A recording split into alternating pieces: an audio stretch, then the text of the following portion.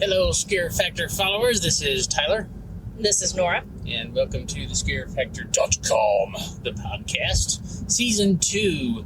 This is our first episode in a while, actually, since, I think, before last haunt season. Yeah, right? I think the last one we did was in September or maybe even August. Yeah.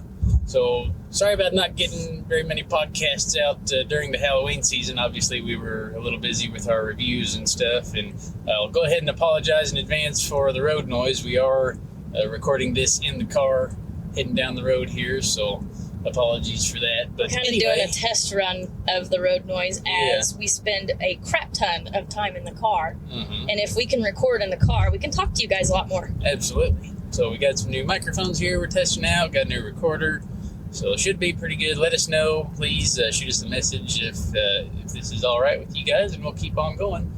But here for the first episode of Season 2, we just wanted to kind of welcome everybody back and do a little bit of a summary of what happened last year during haunt season, and then what we are foreseeing for this upcoming year and what you guys are able to look forward to here with the podcast. Mm-hmm. So last haunt season was really, really successful. We had some really good website numbers as far as traffic and all that stuff. We got, I think, not quite 200 reviews. I think it's like 160 something reviews published, which is absolutely amazing. Shout out to all the teams that helped us out with that. Also last year we did a really big push on the YouTube channel. Started seeing a lot of really good success with that. So thank you all, our listeners and watchers, for checking out our YouTube videos. If you're not already yet, please do go on over to the YouTube channel and subscribe. We're constantly focusing on that here during the off season.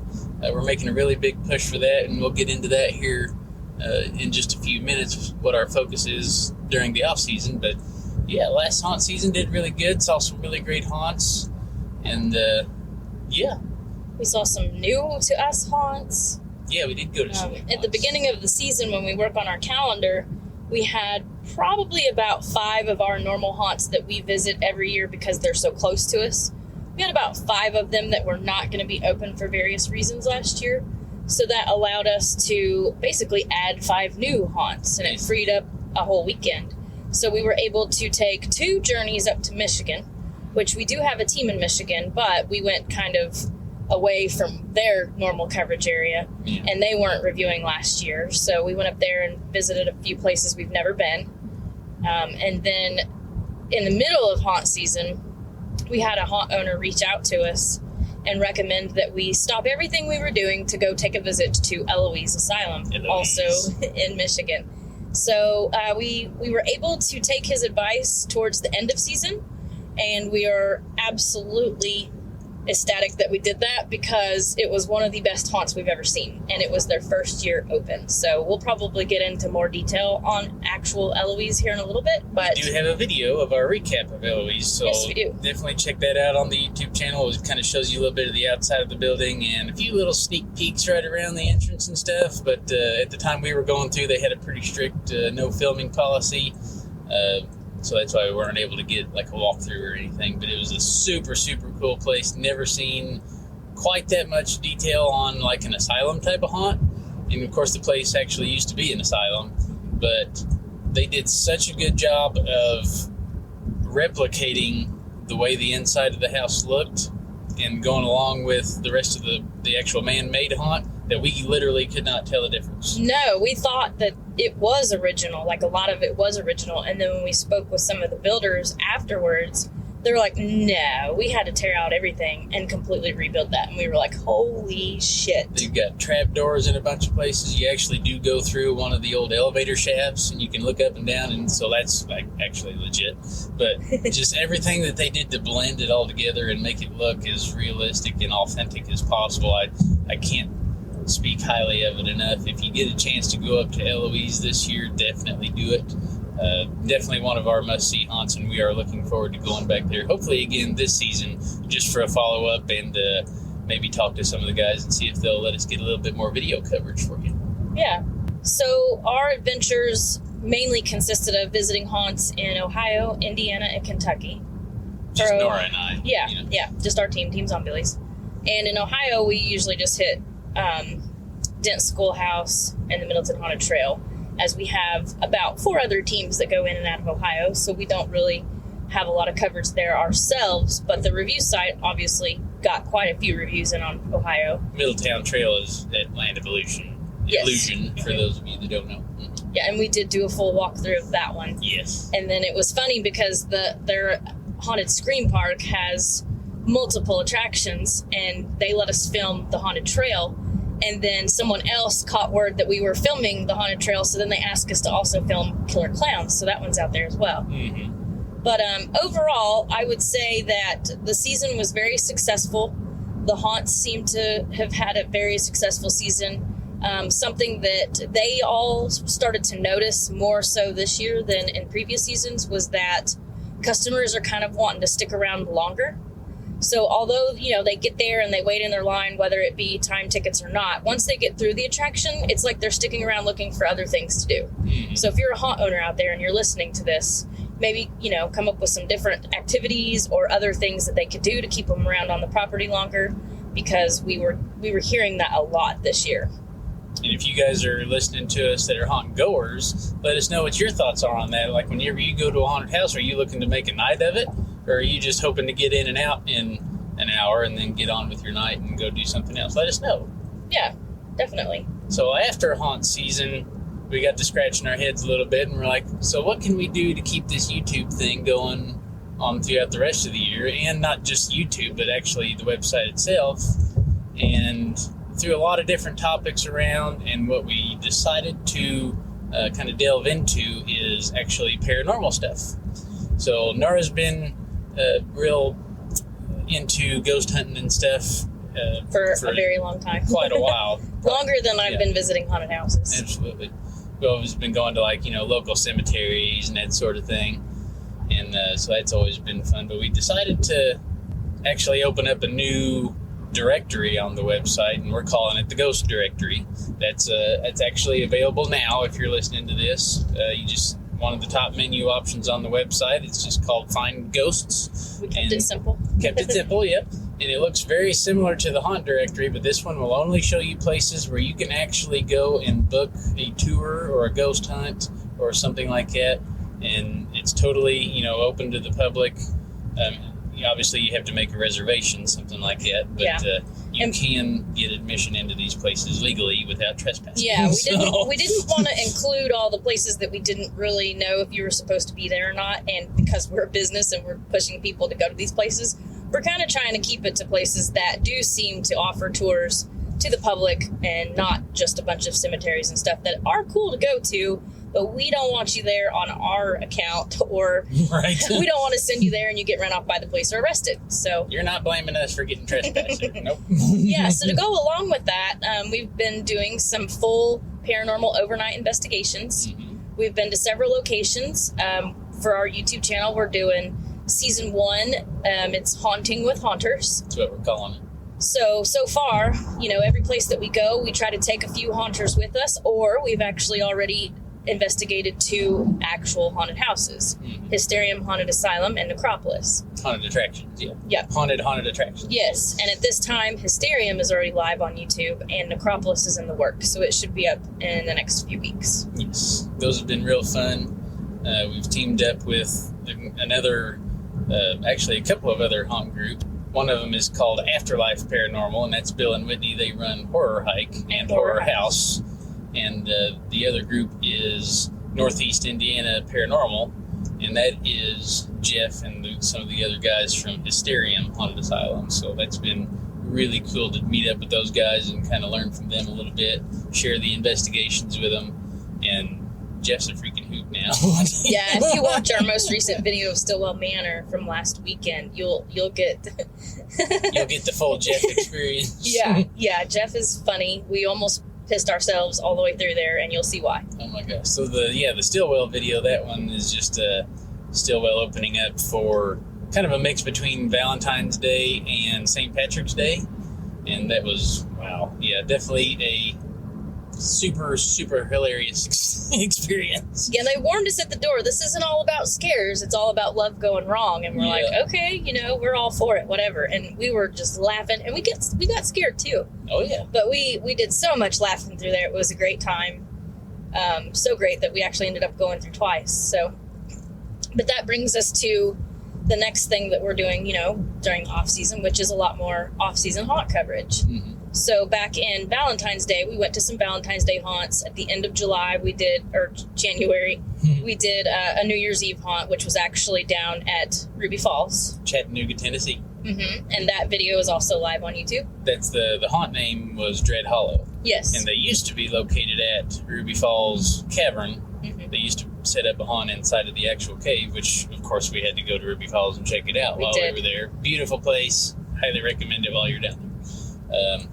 But yeah, now they're off in their own kind of a strip mall type of building, but they've done a really good job transforming that into their little shanty town type of attraction. So very, very cool, and they did do a great job of kind of revamping that into the New Year's theme. Super excited we got to go down there. We'd been talking with them for a while, and we finally got the chance to meet the folks down there. Super cool people. If you're ever down in kind of southeastern Tennessee, definitely check out Dread Hollow. Yes. So that brings us to more of the activities that we've got going on here more recently, in which has been preparing for Transworld, because this is March 9th, I think is what today is. So Transworld is just around the corner. We're getting all ready for that. And one of the things that we're really excited about is the calendars that we made. And this was originally a collaboration with the Haunted Attraction Association. We took over their previous task of creating calendars for all the HAA members, and the calendar has dates and locations of various conventions that are located across the country. So we made the nice little calendar. Those are in print as we speak, and we will be bringing those to Transworld with us. So if you are an HAA member, that's included with your membership. And actually, we are going to be giving some to hand out at the Haunted Attraction Network booth as well, which is located right next to the Haunted Attraction Association booth. And because we are reporters for HAN, we thought we'd pass them out there as well. So definitely head over to the Haunted Attraction Association booth and the Haunted Attraction Network booth. And if you sign up for either one, the HAE, there's a membership fee involved, and with HAN, I believe there is no fee. They just ask for an email so that you can get their newsletter. So if you sign up for their newsletter, we're going to throw in a calendar for you. It's an awesome calendar too. Absolutely. And speaking of Haunted Attraction Network, definitely check out their podcast as well. If you go back into some of last season's archives, you'll see some haunt trip reports from us where we went through and recorded our experiences at the haunts in audio form for you, so you can kind of catch up on some of what we're doing if you don't have time to read our reviews necessarily, but you can listen to us in the car like you are now. You can also listen to some of our haunt experiences on Philip's channel. So yes, this is March, and we are still working on we basically call it the year-round haunt directory page, which consists of any of the haunted houses that any of us are able to find that are open during the off season or year round. So you can go to that page on our website, and there's going to be an interactive map at the top, just like with all of our other directory pages. And then you can kind of see if there's any little dots near where you are or where you're willing to travel, because more and more haunts every year are starting to open for these off-season events. I know we've got a pretty big list for St. Patrick's Day, and then we're working on a pretty big list for Easter. So there's nothing scarier than that rabbit Easter bunny. That motherfucker. Yeah. So the easiest way to find that year-round page is, I think there's a link on the homepage of the website, but you can also scroll all the way to the bottom into the footer down there, and there's a menu option down there that says year-round haunts, and you can find it from there. Yeah, we have so many tabs on our website that we try to keep it mobile friendly, and there's so many that we can't put in the top, so they're all at the bottom. So if you're ever looking for something, just feel free to ask us, because more than likely it's there. It just might be a little bit more hidden than it should be. Than we'd like. Yeah. that brings us to our directory. We are in the process now of updating our haunt directory. We're not sure if you're aware, but we have about 2,400 haunted houses listed on our website, including home haunts, farm haunts, anything that people say is a haunted house, haunted attraction, boo barn, you name it. And what we do is every year we start at Alabama and work our way through the alphabet, and one or two of us updates every single haunt, which consists of opening their page, opening all their social medias, opening their website, checking all of that information, and verifying that their address is correct. And we've been doing this since January, and we are currently only down to California. Starting with the A's, we're only to C. So hopefully we get it done this year. We generally do try to have the majority of it done by Transworld, but we have so much stuff going on right now that, we'll definitely try to have it done by haunt season. But really, if you do it closer to haunt season, that's when everybody's calendars are out, and that's really the only way we can get everybody's dates is if we're manually on their website and we get them. So when we do the directory updates, like for Alabama is always in January, sometimes those haunts end up being outdated or they don't have calendars because we don't have time to go back to those. So maybe if we end up doing some closer to season this year, they will be at least more accurate and have some more information on them. Yeah, hopefully so. As you will notice, we don't have Tiffany and Brian with us today. We just decided to test this equipment in the car, but they will be joining us on the upcoming podcasts. Oh, yeah. Yeah, we're on we had Google Maps sends us like updates in our email, once a month or something like that. And for the month of February, we had driven to 70 different locations, and that's while it was tracking us. I don't know if it was tracking us all the time. So that's just in February. Yeah. So imagine during haunt season, we spend hours in the car, literally. So hopefully it'll work out. I think so. And since this is our first episode, please be sure to send us any episode suggestions for topics that you have. You can either comment on this episode on Facebook, you can email us at thescarefactor@gmail.com, or you can just send out a website directory form, the contact form on our website under Contact Us, or you can even message me and Tyler privately, and we will take your ideas into consideration. All of those methods come straight to our phones. We get notified of every message we get. So, and even though we do have kind of a planned out roster for the year, if you've got an idea that's more interesting, that can very easily knock out one of our existing if you've got any paranormal places you would like to see us go to, or any specific haunted houses that you would like to see one of our teams cover, please let us know. Do you want to listen to audio versions of our investigations? Do you want to hear us talking about them like after we leave, or anything like that? Let us know. Yeah, we've definitely thought about doing podcast episodes after we leave a full overnight paranormal investigation, because that's when all that information's fresh in our mind too, because so far we've been to like six places this year, I think. 5 or 6, 5 or 6, and every single one of them has had a variety of activity. So the first place we investigated was Hysterium, and that one was kind of cool. And for most of the investigations we've been on, Bill and Whitney with Afterlife Paranormal have been coming with us. And Whitney is kind of a growing or a learning medium, we think. So she's exploring that and trying to learn how to harness some of the abilities that she has, we think. She can sometimes hear and feel things that the rest of us don't, but they totally make sense. So like if you watch our Hysterium video, you'll see that the staff members do an interview with Tyler before Bill and Whitney arrive. And they tell us of 2 significant experiences that happened in Hysterium to previous actors or themselves. And Whitney was able to do a walkthrough of the haunt without knowing this information, and she was able to pick up on both of them, like, directly. So it kind of freaked out the actors that were there with us because she picked up on that. So, yes, we have Whitney that goes with us. Bill is a bit more of a skeptic. He's a lot more of a skeptic. Yeah. But he still gets freaked out because, like, he's afraid of the dark and stuff. He won't go, like, fix cameras or look at equipment by himself. Mm-hmm. And then we've taken Jeff has, come along with us several times. He'll be with us this coming Saturday at the Asher Walton House in Indiana. But he's a hoot. He's hilarious. He's just a very funny individual. And then, of course, you got me, who I'm a big ghost believer, but I also believe that many things can be mistaken as paranormal activity. So I have a bit of a skeptic side, but not as much probably as anybody else. Like, I'm probably more gullible than the whole group. And then Tyler does all of our video editing. He does all of our main filming for the investigations.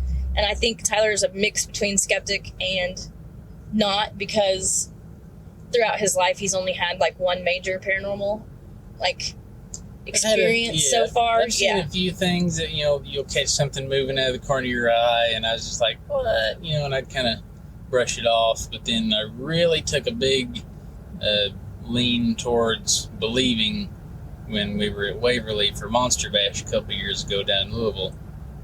And I was turned around away from the group, taking a night sight photo with my phone, so it was long exposure, so I had to sit there really still for several seconds. And while that photo was taking, somebody came up to my left ear and whispered, "I apologize for the sound of my illness." So I was like, oh, that's okay, you don't have to apologize. And I looked over next to me, and there wasn't nobody there except for Nora, and I know she don't sound like that. So I asked her, I said, who was just standing here next to me? And she's like, what are you talking about? Like, somebody was just standing here next to me. Yeah, so after that, I'm like, Tyler, does that mean we can come investigate Waverly? And he's like, yeah, maybe. And I'm like, well, yeah. And that's kind of where that started. Like, I'm like, what? We can go ghost hunting now? Because once something like that happens to you, it's different. Because, like, for me, I've seen things and been around people when they've experienced things. And it's always been very it's very drawing to me because it's so interesting and it's fun. But for those that don't really have experiences, they don't really, not everybody, but most of them have like no reason to go. It's harder for them to wrap their minds around it. Yeah. Well, and they just think, what, we're gonna go sit in a cemetery for 6 hours? Like, that sounds extremely boring. And sometimes it is boring, but you kind of have to have, you know, that drive for it. And I think just that experience at Waverly made Tyler go, now, wait a minute. Yeah. There might be something out there that we can interact with that isn't normal. So, yes, we've been interacting with things for sure. We'll probably for sure do several podcasts at least to highlight everything we've experienced verbally before haunt season. So then that way, those of you that are like, you know, like that stuff can listen to us. But I think other than that, though, we've basically covered. Well, we talked about a little bit there at Hysterium. Nora and the girls there had something run up on them in the claustrophobic tunnel. They heard footsteps. You can hear it in the video, but unfortunately nobody was facing that direction when with the camera. Happened. Yeah, but you can definitely hear it through the spirit box. It kept telling us to go to the hallway, and we were like, what hallway? Because at the haunt, they have several, you know, main hallways inside the haunt. And the actors were telling us that what they dubbed as Green Mile Hallway was the most active. So we're like, well, let's go to Green Mile Hallway, and this is where this happened. And right before that, somebody was listening to the spirit box, which is a radio that scans radio frequencies, and spirits are able to manipulate those frequencies so that you can hear bits and pieces of what they're saying to you, as long as they're speaking clearly and, you know, not in English, because we can't understand any other languages, because sometimes we think they do speak in Spanish and other things. But the spirit box, which we put noise canceling headphones on with it, so when you're listening to the scanning, you repeat what you say, but you can't hear what everybody in the room is saying. So then that way, if Tyler says, what's my name? And it says Tyler, we know that that person didn't hear Tyler say that, so that they're not manipulating it themselves. And so someone was listening to that spirit box, and we told them to come to the hallway because we were there where they asked us to come, and they said, I'm coming. Well, that's when that thing ran up on us in the hallway. So it even told us that it was coming, but I just was standing there in the complete dark, which I'm also afraid of the dark, in this claustrophobic hallway it's the airbag hallway, but they had the air deflated, so the bags were just kind of laying on the floor where you could run through there and they would move. And we heard this thing just run all the way down that hallway and stop right before it got to us, and it freaked us out pretty good. So we just weren't expecting that. And then the next investigation after that was the Bell Mansion. And this place was brand new as far as being open to paranormal tours. So the paranormal group, well, the leader of a paranormal group met the daughter of the people that owned it, had just bought the building. Mm-hmm. And prior to them getting it, they were the only team to have investigated there. Well, after they got it, they were the only team. Then they opened it up, and then we were the first. We were technically the first overnight that they had besides themselves. So we were very excited to be, one of the first groups there. But prior to that, it was a funeral home for 94 years, 93 years, something like that. So it's had a lot of bodies moving in and out of there. Really huge place made out of limestone block. It's wonderful looking. And then before that, it was owned by a couple of families, the Nobles and, of course, the Bells. And we believe we made contact with Mr. Noble up in the poker room.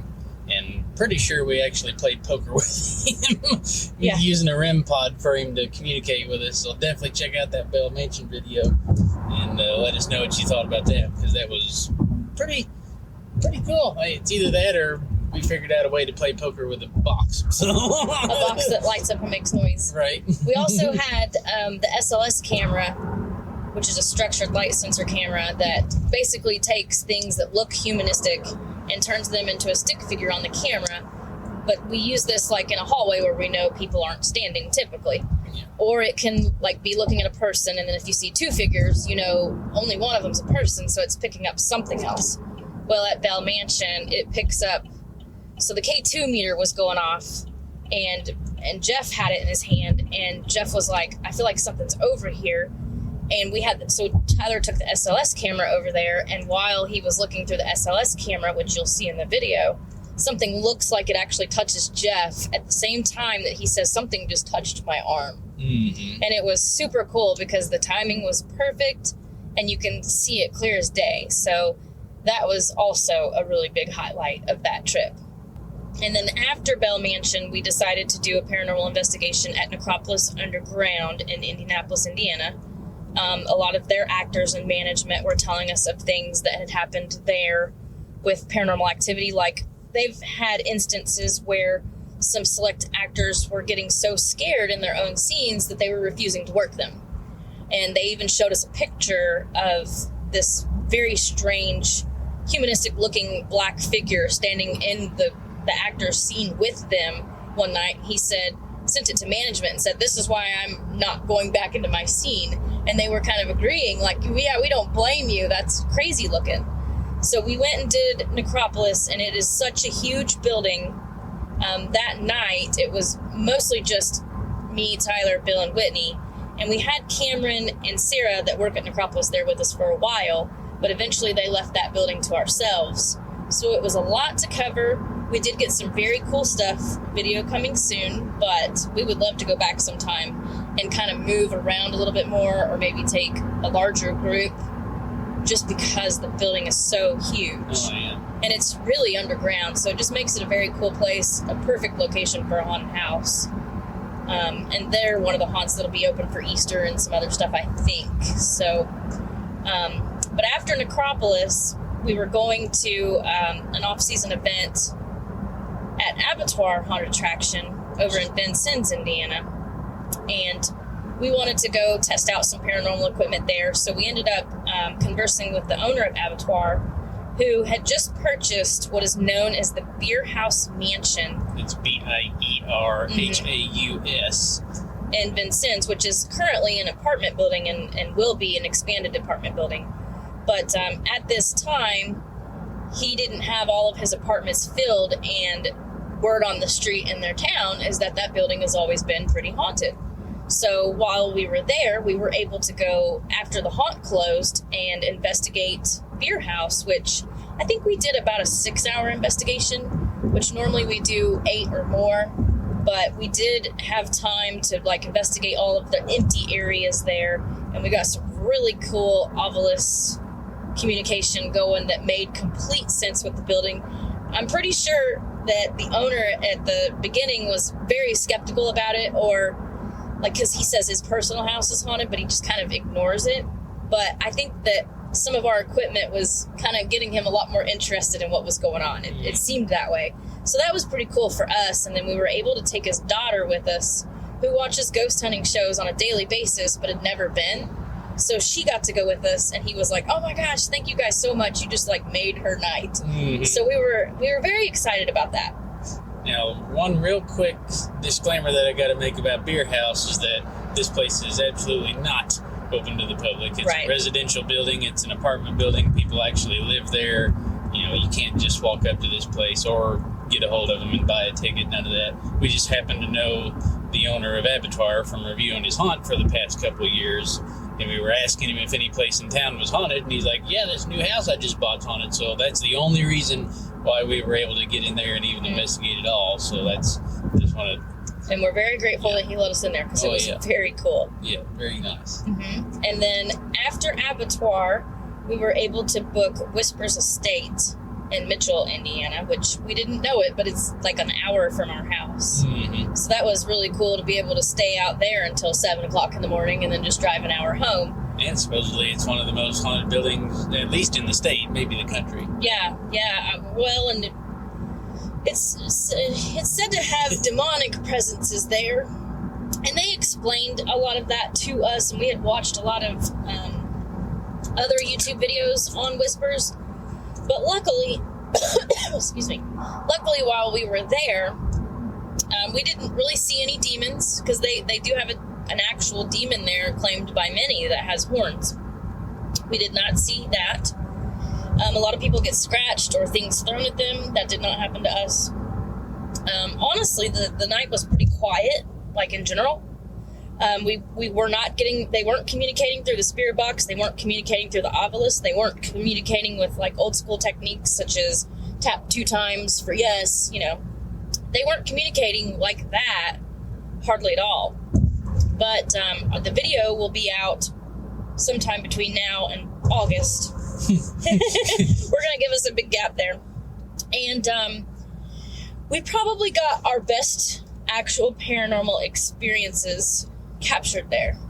We got a really good capture of one of the doors opening by itself, which Whispers is kind of known for. And, you know, all night long we hadn't seen any doors opening, doing any weird things, nothing like that. And then later on in the night, we were going into this particular room to do a session, and we realized the door was open. Well, Nora did. We walked in there and didn't think anything about it. But yeah, like, holy crap, the door was open, and we knew before we started that we'd closed them all. So, and then we went back on the video footage and looked, and sure enough, we caught it opening all by itself. There's nobody touching the door. It shows the entire outside of the door beforehand, or at least shows the knob. And then after the door opens, you can see completely on the other side of the door inside, and that nobody was in there touching it. And there's no door in there besides that door, because it's a basically an oversized closet. Yeah. So and you can watch in our film, like, we'll see how we can get it edited into the original or to the final video. But that door opens and stays open for over 4 hours, and you can see that none of us go in there or come back out. Mm-hmm. So I'm hoping that we are able to like take it and fast forward the footage and show that. But we got 2 other crazy things there that were also caught on footage, but we don't want to spoil those because we want you to, you know, subscribe and watch that YouTube channel.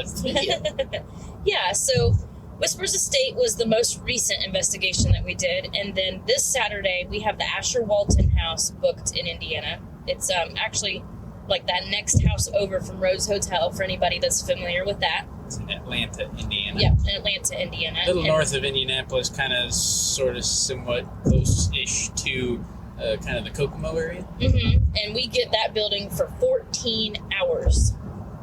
That's a really long one. And and of course, it's going to be like the coldest night of the week. So. Yeah, it's going to be like 20 degrees. So it's heated though, so we should be all right. So we will be doing a full investigation with video of that one. And then coming up in April, we have Waverly Hills booked for an overnight. Cha-ching. Yeah, we were so excited about that one. We're doing that one with several paranormal groups. We're going to be joined by Blood Moon Paranormal. And if you don't know who they are some actors and stuff from Evil Intentions Haunted House up in the Chicago area, up around Elgin. So that's a very cool haunted house. We're always excited to see them during the season whenever we're able to get up to Chicago. Right. But always one of our stops when we are in the area if they're open. So. Afterlife Paranormal will be with us. Yes. Paul Lanner with Hunters Against Hate will be with us. Happy birthday, Paul. Mario and Nancy with Team White City Devils, which is the Scare Factor. They will be with us. And then there's there's some other groups of people. So that will be a fun investigation. And then in May, the weekend of Memorial Day, we will be going to Mansfield Prison for another overnight. Also with Blood Moon and some of their other folks. So definitely looking forward to both of those. We're super excited about all the ones we've done so far. And I do mean it this time. We are going to wrap it up because we are approaching our destination and we got to get out of the car. So it's been great talking with you guys and catching up with you here on the past season and what's got coming up for this year. So, we will see you on the next episode and at the next haunt. Until then, stay scary. .com. TheScareFactor.com.